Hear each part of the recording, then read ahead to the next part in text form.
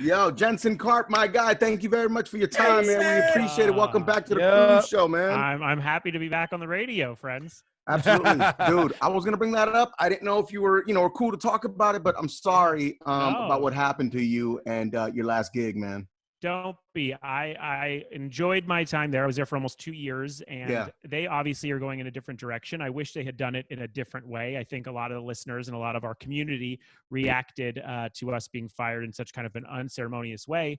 Yeah. But I enjoyed my time. I enjoyed having fun with everybody, and I hope they follow me into my next endeavors. That's for sure. Sure. With what you know now, would you do radio again? Are you willing to be miserable again for the rest of your life? To join a business that is clearly booming on the way up. I mean, no. I mean, truth is, let's be honest, okay? I was given an opportunity to join a market that is number one. It is on a station and a radio show that I had listened to since I was a teenager. Legendary. I was that crappy Marky Mark movie where he was in a cover band and they asked him to join the real band. You remember that terrible movie? Yeah. Rockstar. Jennifer Aniston. Yes, I was that. And so I would have never joined if I had to go through 6 markets to get there. It was an opportunity of a lifetime to just jump into LA mornings. And I did it, and I wouldn't take it back. And in real life, this stuff all works out karma-wise. I mean, this is going to play out the way it's supposed to play out. And in the end, I think we'll all be fine. No, listen, that's a real story. We were in a similar situation. Garcia, Leche, would you agree? Like, we were part of something that we, had in our lives for a very, very long time, and then we had to move on, know? Yeah, it's a tough thing. It all has an expiration date, and truth is like I said, I mean, I felt bad, truthfully, and I've said this in every interview I've done.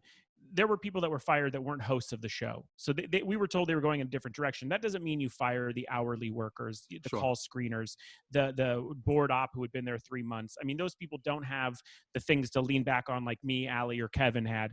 I was always concerned about them and what they can do in the middle of a pandemic to find a new job or health insurance. That's always been my concern.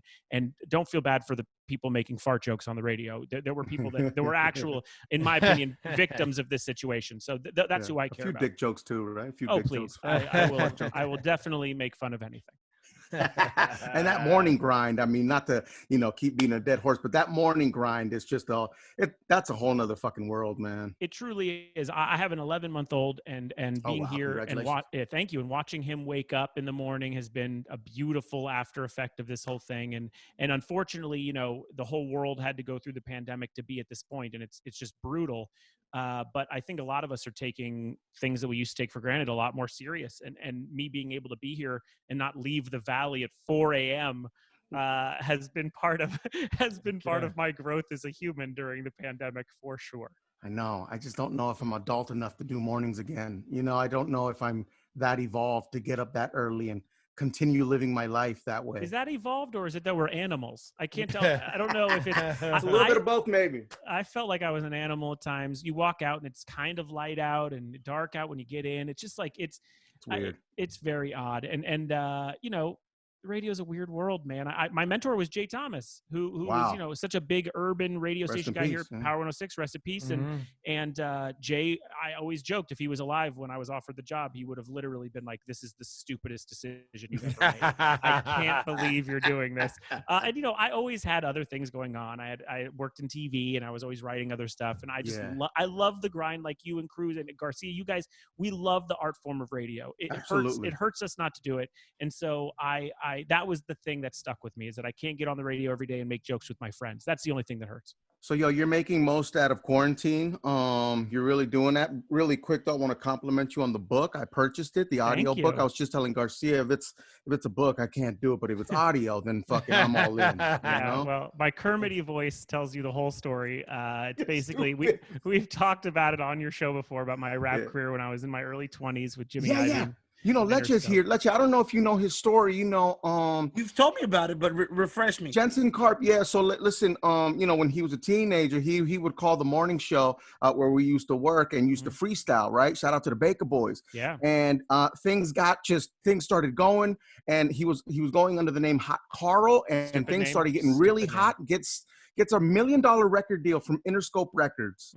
and Wow. then it just kind of fizzled away. It fizzled, yeah. I worked with Kanye West, the Black Eyed Peas, DJ Quick, Redman, Fabulous, put together this whole album. And the 90s, you know, or late 90s, early 2000s were like penny stocks for rappers and musicians. It's like they would take a gamble if it would work out. And then, you know, there was Eminem, a great penny stock. And then there was a good $5 stock with Bubba Sparks. And then mine turned out to be the penny. So it was just a weird run for us at Interscope. And I'm happy to have gotten the opportunity. But this book that I wrote called Kanye West Owes Me $300 was sort of the story from the minute I wanted to rap and the minute I stopped. And it's a very emotional tale, but also a lot of jokes and stuff. Love your mom's story in it as well. Thank you. She's one of a kind. One of a kind. Okay, so Jensen Karp, my guy. The No Sports Report. Congratulations, you are officially iHeart family, my guy. I'm very excited. I have never been screwed over by a radio company, so I'm very excited to join another one. No, I have been very impressed with iHeartRadio. Treefort Media is this company that came to me and said, "Hey, we would love to do business with you." It was literally 15 hours after getting let go from K-Rock, and they had reached out to me and they said, "We want to be in the business with you." I had a couple offers that were all very cool, but this one stuck out to me the most. It was something to do during quarantine. It was, listen, talk to your favorite athletes, sit down with sports industry professionals and find out what they're doing now that the thing they've been doing since they were like 7 every day has been taken away from them. It's such a rare instance globally, from soccer to NFL to baseball. The guys can't train. I mean, it's very weird. And so I've talked to guys like Sugar Ray Leonard and Chris Cyborg, the MMA fighter. I talked to Justin Turner today and his wife, Courtney. Very cool. I spoke with Gavin Lux, who should be Rookie of the Year. And what are you learning? What are you learning from these people? You know, they're like every other day, they're everyday people just with enormous bank accounts and a professional career. But at the end of the day, they're on their couches, like you say, they're on a couch. They're sitting on their bed like we are every fucking day. Yeah, I talked to Colin Sexton, who's on the Cleveland Cavaliers, a true possible all-star in the next few years. And Colin says he hasn't not played in over 2 weeks in his entire life. He can't remember a day where 2 weeks went by without playing basketball. He's freaking out. And I think it's similar to us. It doesn't matter what job any of us are in. It's like with the unemployment rate this high, a lot of us are questioning what we want moving forward and what we are looking back. And these athletes are doing the same thing, which is, do I want to go on the field? Absolutely. I can't imagine not playing if they called me tomorrow. But also, should we play? You know, I have a new son. I have 2 daughters. These are things that come up on the podcast. And then also we talk about, you know, what they're binging. We don't only just talk about stats and stuff. We also talk about how, I talked to J.A. Adonde today about The Last Dance, about, 6 million people watching the Jordan documentary live, which is something that never would have happened without quarantine and sports leaving us. So I think it's just all of us as sports fans coming together to listen to the people that we idolize and hear them as humans in something we're all sharing, a shared experience. That's awesome. You know who I worry about? Garcia, Jensen, Lecce. The football players that may have a little CTE or going through that could kick in during something like this. Quarantine could cause mass depression for somebody. And that really worries me, honestly, man. I was thinking about that last night. Like, what about those players that are not only already dealing with depression because so many people are in silence, but that CTE shit is real shit, man. Yeah, I talked to Dr. Myron Roll, who was an NFL drafted player. He played a year, didn't go for him, so he instead went to be a neurosurgeon, which is unbelievable. And he's a part of the COVID response team in Boston, Massachusetts. And we had talked a little about that during the interview, and he said, that's very scary. Also, what's extremely scary is that a lot of people in our country have maybe a lump on their neck, or maybe something that normally they would get checked immediately, but they are not right now.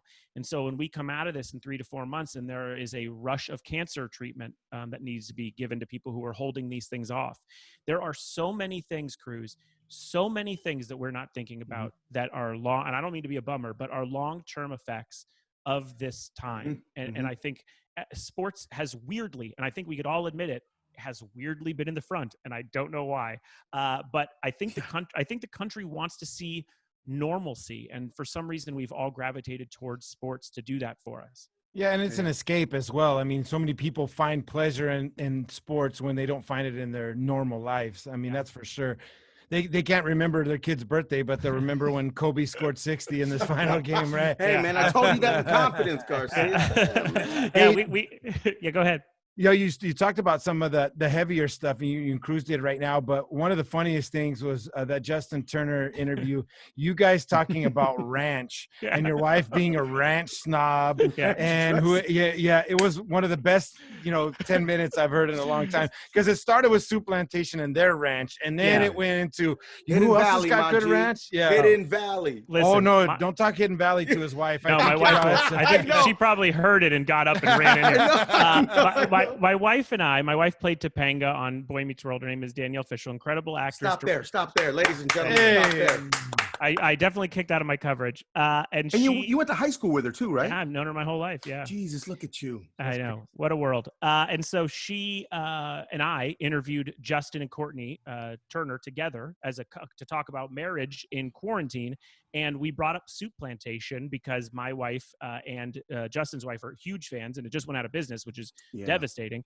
And so they needed chicken. That was the thing. They should have added. How dare you? How dare you? It's not called the Chicken Plantation. Wait, by the way, that's a completely different business. And so when we went there, we loved it. It was our last date night, and so we found out they were fans too. And so we thought it would be a 3-minute segment, and then when we got to about 11 minutes talking about ranch dressing and Soup Plantation, that's kind of the fun of the show, is that I get my sports questions out. I get to ask Justin Turner about if he thinks the Astros are getting a lucky break here or not. Mm-hmm. And so we get those questions out, but then also, like with Justin Turner, I wanted to talk about what they're watching on TV and what foods they're making. That the stuff that me and you are struggling with are the same things they are. So yeah, man. Hey, proceeds from the No Sports Report, which by the way is on the free iHeartRadio app and wherever you get your podcast. But fuck all that. Go to the free iHeartRadio app and get it there.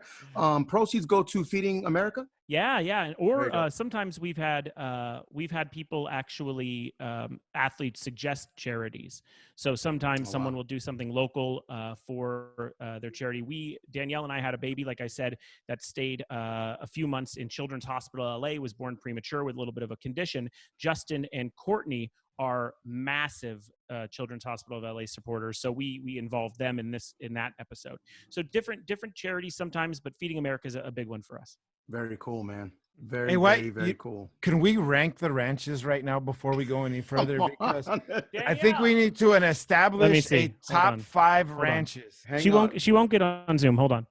Baby, let me get my wife's opinion on it. She's a big ranch head. Pause. Dude, and my kids are the same way. It's like wherever we go, it's always an extra couple quarters for ranch. Yo, what's your favorite ranch? She's outside. Okay. Hidden Valley, right? But Bob's is bomb. Oh yeah, Bob's Big Boy has Fire Ranch too. Okay, so I'll tell you this: she's outside with the boys, so I can't bring her in. But I know her number 1 is Red Robin. Red Robin is a vibe. Yeah. You can dip the fries into that, man. Yeah, she loves the Red Robin Ranch. I think she's even asked Red Robin if she can buy ranch in a bucket. Like, do you have a bucket? And I'll buy the bucket.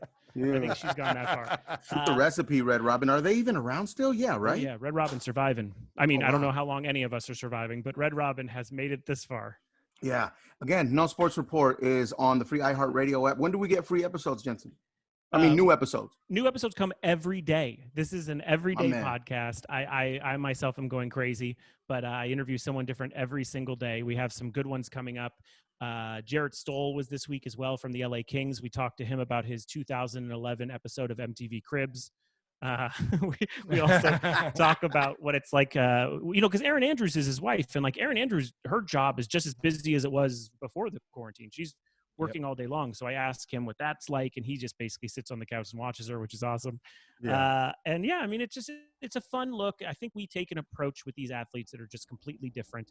And I try to find an angle that, even if you don't know the athlete, I try to find something that you will connect with. Have you talked to an athlete who secretly wants to rap? Oh, that's a good question. I think we talked to Xavier Woods from the WWE, who was in the New Day, and I had a TV show called Drop the Mic on Turner Networks, and I had him on. And so we talked a little bit about when he battled SWV, and he jokingly was like, we picked SWV because we thought it sounded funny, like the New Day versus SWV, and then we forgot they're rappers. and they got mopped. They literally got mopped. And so that's as close as I think I've gotten. But they all love hip hop, right? Like every athlete I talk to is praising Lil Baby's record and praising the Uzi Vert record. I mean, we do talk a little bit about hip hop. I try to get people onto some new names like Jack Harlow, or I try to introduce them to some new rappers. But I can only say listen to Denzel Curry so much. They have to download it. Right. Really quick, man. You had 3 tumors that you were dealing with at one point in your life. Yes. I had a moment Holy where shit, man. it was so crazy. I had a situation where I had a ringing in my ear. It had nothing to do with anything. It was just sometimes you get an inflammation and there's a ringing, and it didn't go away for a couple days. And being a Jewish man, I said, "Oh, I'm dying."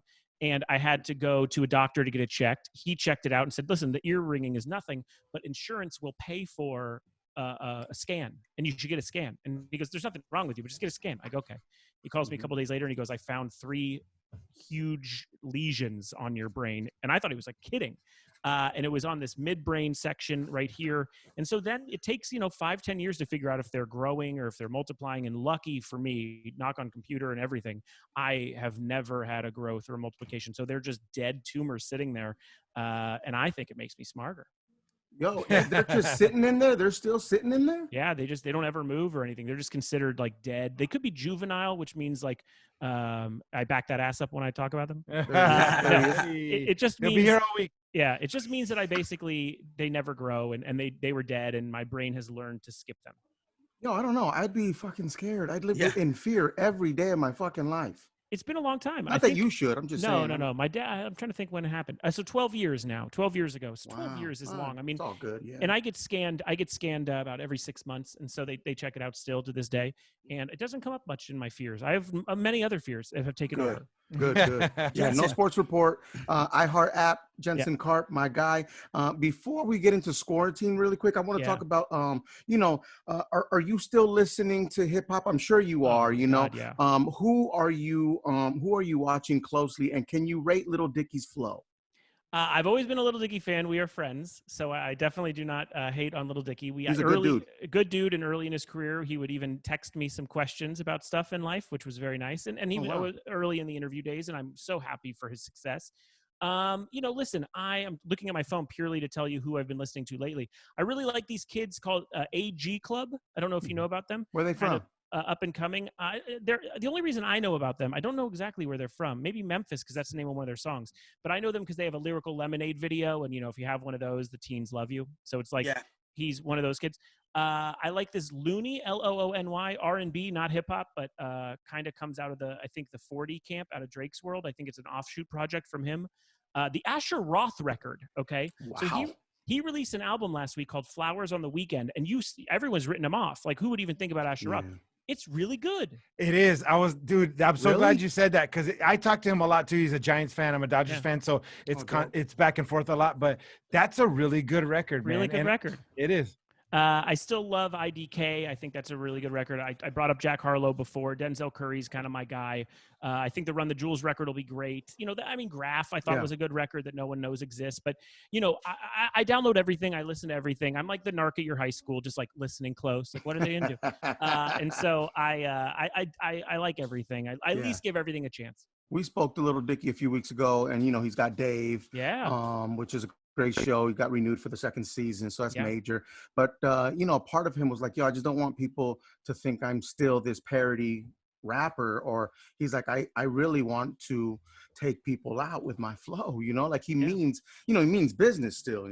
Yeah, he's been really fun, and I've talked about it with him before. And I think I wrote something for the Hundreds blog once about how getting better in rap is so rare.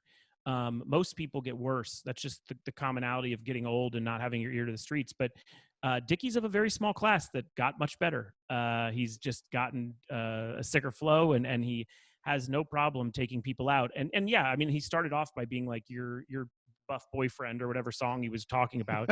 Right. Yeah, like, a song about having the shits or something. It's like he's evolved from that, and anyone who doesn't see that is stupid. And the show, the show is more Atlanta than it is Little Dicky. It's smart and it's evolving, and it's the stuff they did with Gato was incredible.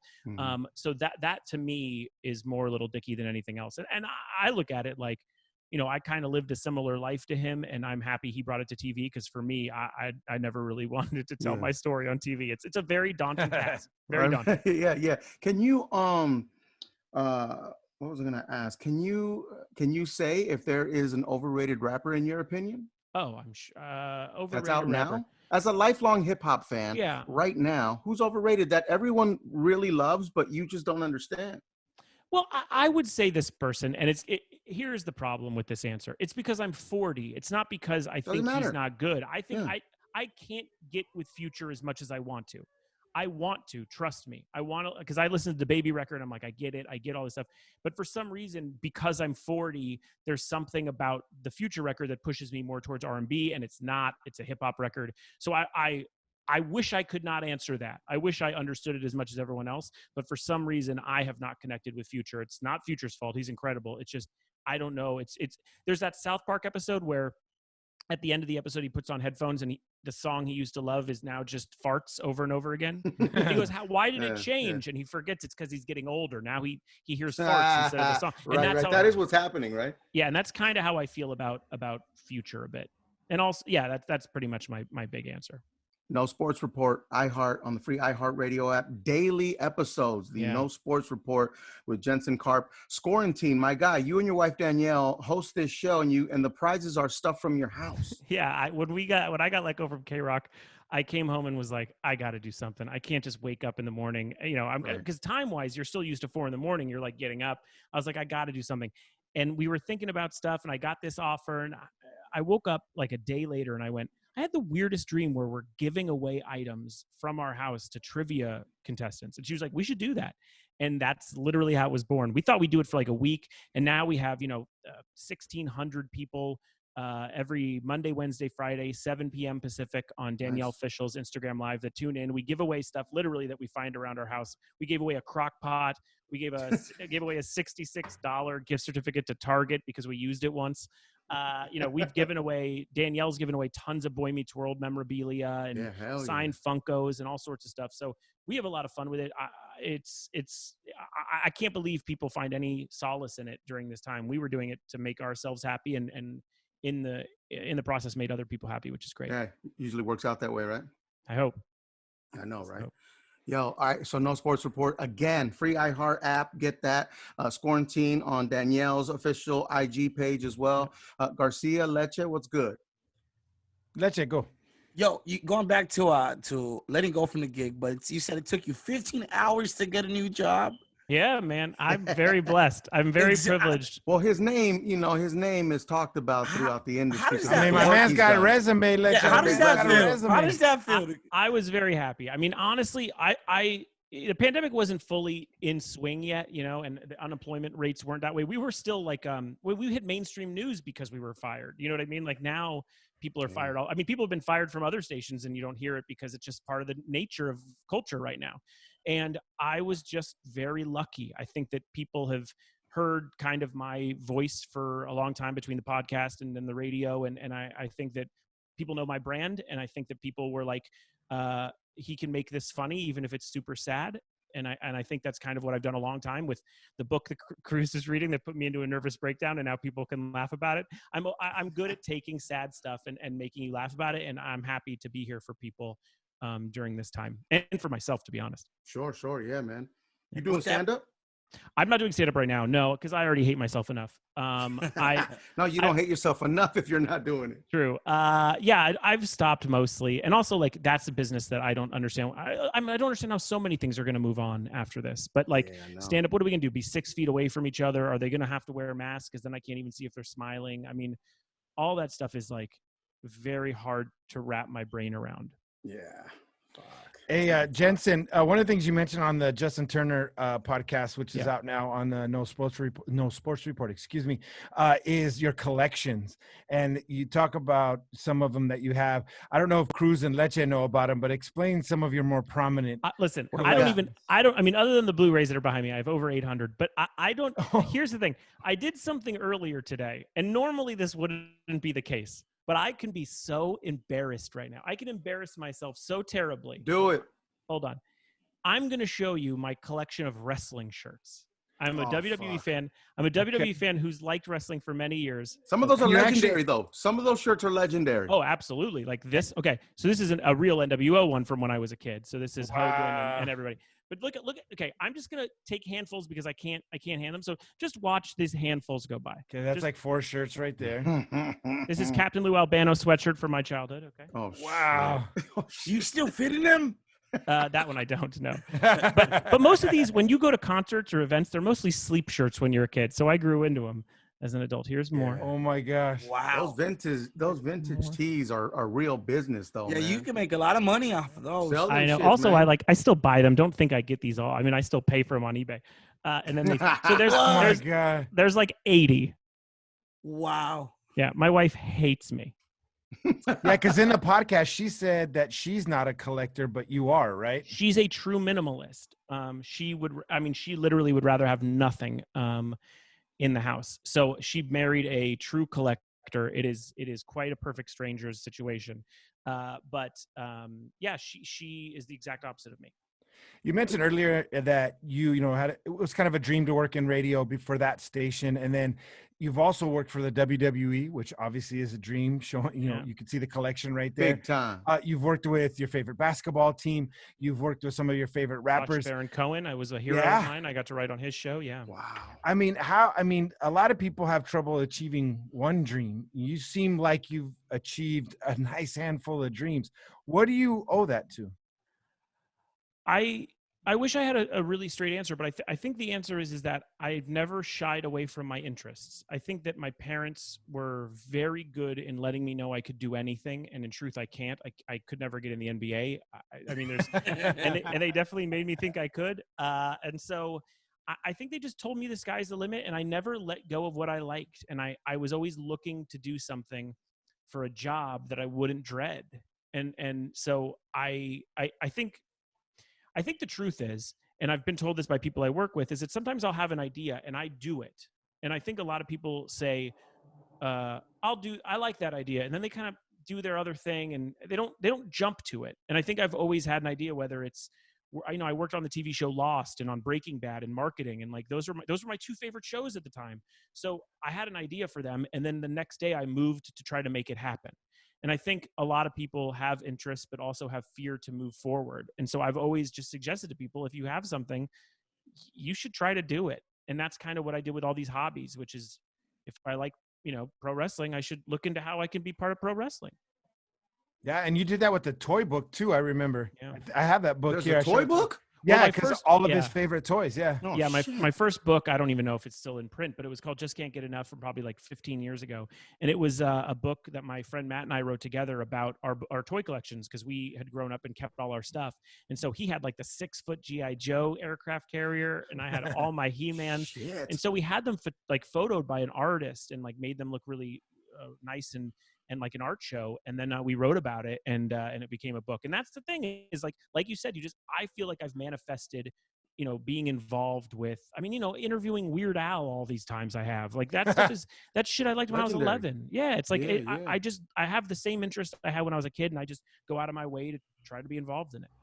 That's so good. Like that's turned hobbies into money-making situations. Yeah, pretty much. Yeah. And they always help. I mean, also like, I think that's like a chicken or egg, man. I think it's like if you're doing something you like, I think that money will somehow follow it. You know, I know that that's not the case every time, but I know that, you know, I know that it does in my heart, at least. I feel better about myself if I'm doing something I like rather than something I don't look forward to. I got to start doing different shit because this is all I have. This is all I fucking have, man. Radio, that is fucking it. That's all I have, man. Come on, man. This radio business, it's on its way up, dude. You know it. I know it. I got a good stock tip. Yeah, it's too early. It's so early in the business. It's like, come on, man. All the innovations they've come up with lately, and truly. No, honestly though, I truthfully, I'm not saying this just because we're all hacks. iHeart changes the game, man. That's the thing. Real shit is like, I feel like they're not doubling down on a broken business. Instead, they're expanding it. And to me, that was what impressed me so much about joining with them for this. Constantly tweaking it. Yeah, and that you know, all you have to do is listen to terrestrial radio outside of iHeart to notice the difference. They're investing in podcasts, they're investing in overall media business, and they're doing it right. And I've seen the other way, so it's been great. It's been great to work with them. Yeah, man. Holy shit. This has been a good time, man. Yeah, man. Garcia, did we miss anything here? Thank you for the conversation. Thank you for for the inspiration. Leche, what did we learn, man? I mean, just, you know what I'm saying? If you got an idea, go for it. That's it. If you want to, just do it. Just do it. Swoosh. Leche is an aspiring artist, in his own right as well, and a songwriter. A lot of things. A lot of the stuff you're doing, I want to do. Just the things that you want to do, just do them. Yeah, definitely. Yeah, I mean, that's the thing is like people go, I like writing songs. So my whole life I write a song that next day or whatever. Like I don't really wait. Yeah. Besides fear, what holds somebody back? I don't know that answer. I mean, I always tell this crazy story where I don't know if you remember when Shia LaBeouf did the art show on Beverly, and he wore a bag over his head or whatever. Yeah. And I was an idiot comedian, and I thought that would be really funny if just by some reason the art gallery next door to that gallery let me rent them for a day, and then I made a joke about it. Like it was just a dumb idea in my head, and then I went, I'm going to drive there. And I drove there and I realized the space next door, sure. So I walked in, I said, if I give you this kind of money, would you let me rent it? And they go, yeah. And I go, okay. And I just gave them that money. And then I walked out and I called Funny or Die, who I'd done some work with. And I went, I have a funny idea where I rent the space next to Shia LaBeouf and I create the same art show.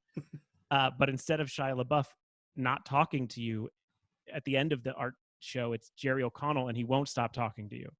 And they were like, God, that's so funny. And then within 24 hours, we opened the art show with Jerry O'Connell in it. And it got more press than Shia's. It was like everywhere. It helped my comedy career become a thing. I later would apologize to Shia about it because I felt so bad about doing it. But that's my example of like, I had an idea. I could make it happen. I went there. It doesn't always happen where it works, but I feel better about myself because I tried. Yeah, no, seriously. Let it be known Shia's got bars too. He kills. Listen, we had a big, you could find it on YouTube, I'm sure. We had a big moment where I apologized to him in person. He cried. It was an important moment in my life. It's in my top 10 favorite things that I've ever been a part of, apologizing to him. So I'm a fan. You made Honey Boy cry, man. How dare you? I'm a fan. Hey, speaking of hip hop, I know you have a game on the way too. We love playing Hip Hop Know It All on the show. I think you've played it with us at our beat me. Yeah, previous he beat me. stuff. Luck. It was all luck, though. When is that coming out so you can bring it up to the studio or whatever ends up happening in this situation? But we'd love to. I'm very excited about it. I mean, it's funny because with all this that's been going on, it's been kind of like I wouldn't say on the back burner, but they've been trying to put the pieces together. But it's the same company that puts together Trivial Pursuit and a bunch of Monopoly pop culture games. It's like a real serious thing. And it says here the game got moved back to a late June, early July release, which now is pretty close. And I'm really excited about it. And it's not only just like pick up a card and answer the question. It has like a lot of betting and there's like a second game in it in order for you to move on. And the questions range from like Raz-Kaz to Snoop Dogg. Like we play the underground, we play over. This is not for the faint of heart. Like this is a hip hop game through and through. And I'm so excited. Once it comes out, I'm clearly going to get you guys copies and we'll all play it even on Zoom if we have to, but it is a great game and I'm excited for it. Very cool, man. Listen, we've been talking about it all, throughout this entire interview. You're the plug, please. Jensen, plug away, man. Oh, well, listen, it's just Twitter, Jensen Karp, K-A-R-P, or Instagram, same name. And the No Sports Report, man, it's a podcast that comes out daily. And again, it's a really fun way to get to know some of your favorite athletes. And there's some great names coming up. I'm interviewing Tony Hawk later in the week. And I've been able to, even wrestling, Xavier Woods, CM Punk. We've really run the gamut. Soccer players, hockey, basketball, football. You'll love it.